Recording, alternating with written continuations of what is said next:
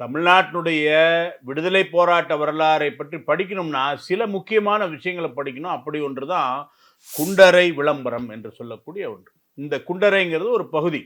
அன்றைய காலகட்டத்தில பிரிட்டிஷ் அரசாங்கத்தை எதிர்த்து போராடிய திருவனந்தபுரத்தினுடைய அந்த ராஜாவினுடைய தளவாயாக பணியாற்றிய வேலுத்தம்பி தளவாய் அவர்கள் முழங்கிய முழக்கம் தான் அந்த குண்டறை விளம்பரம். கூப்பிடுறாரு.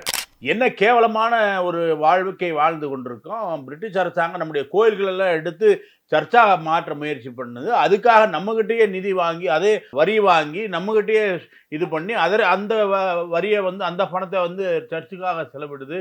இப்படி கேடுகட்டத்தனமாக நாம் இருக்கிறோமே, எல்லாம் போராட்டத்துக்கு வரணும். வீட்டுக்கு ஒருத்தர் வரணும், எல்லாம் ஆயுதமேந்தி போர் வரணும்னு சொன்ன உடனே 3000, 4000, 5000 இளைஞர்கள் திரண்டெழுந்தார்களாம். பல இடங்கள்ல பிரிட்டிஷை சார்ந்த அந்த அதிகாரிகள் வெட்டி கொலை செய்யப்பட்டார்கள். எங்கெல்லாம் பிரிட்டிஷ் அலுவலகம் கம்பெனிகள் இருந்ததோ அத்தனையும் நாசமடைய சொன்ன உடனே பிரிட்டிஷ் அரசாங்கம் என்ன பண்ணுது?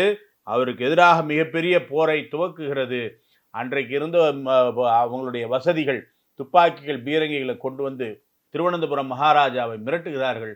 மகாராஜா என்ன தெரியுமா பண்றாரு? அது வரைக்கும் தளவாய் இருந்தவர் இவரை வந்து டிஸ்மிஸ் பண்ணிட்டு இன்னொருத்தர் தளவாயா போட்டது மட்டும் இல்லை, அவங்களுடைய ஆங்கிலேயர்களுடைய பிரிட்டிஷாருடைய அச்சுறுத்தலுக்கு பயந்து வேலுத்தம்பி தளவாயை பிடிப்பவர்களுக்கு 50,000 ரூபாய் பரிசுன்னு சொல்றாங்க. யோசனை பண்ணி பாருங்க.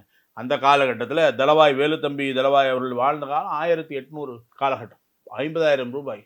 ஒரு பக்கம் பணத்துக்காக சில விஷமிகள், ஒரு பக்கம் பிரிட்டிஷ், 2 பேரும் சேர்ந்து கொண்டு அவரை துரத்துகிறார்கள். இறுதியாக மண்ணடி பகவதி அம்மன் கோவிலுக்கு போய் மறைஞ்சுக்கிறாரு. சுற்றி சூழ்ந்துடுறாங்க. தம்பிகிட்ட சொல்றாரு, தம்பி நான் வந்து ஆங்கிலேயன் கையால் சாக விரும்பல, நீ என்னை கொன்று விடு என்று சொல்றான் அந்த மாவீரன். அவருடைய தம்பி பத்மநாபனுக்கு முடியாது சொல்றான். பிறகு என்ன பண்றார் வேலுத்தம்பி? தன்னைத்தானே அறுத்து கொள்கிறார். ஆனால் உயிர் பிரியல. பக்கத்தில் பிரிட்டிஷ் வந்தாச்சு படை. ஆகவே அவனுடைய தம்பி என்ன பண்றான்? பத்மநாபன் அண்ணனுடைய தலையை வெட்டி விட்டு பிறகு ஓடி செல்றது. தளவாய் அவர்களுடைய அந்த இறந்து போன உடலை எடுத்து கொண்டு போய் அந்த மலையில் இருக்கக்கூடிய இடத்துல கழுவிலேற்றினாங்க அந்த பிரிட்டிஷ்காரர்கள். அப்படி இந்த தேசத்தினுடைய விடுதலைக்காக போராடியவர்களை நாம் எல்லாம் ஞாபகம் வைத்திருக்கோமா? தெரியுமா நமக்கு இவங்களெல்லாம்? அப்பேற்பட்ட மாவீரன் வேலுத்தம்பி தளவாய் அவர்களுடைய பலிதான தினம் இன்றைக்கு 1809 மார்ச் மாதம் 25ஆம் தேதி.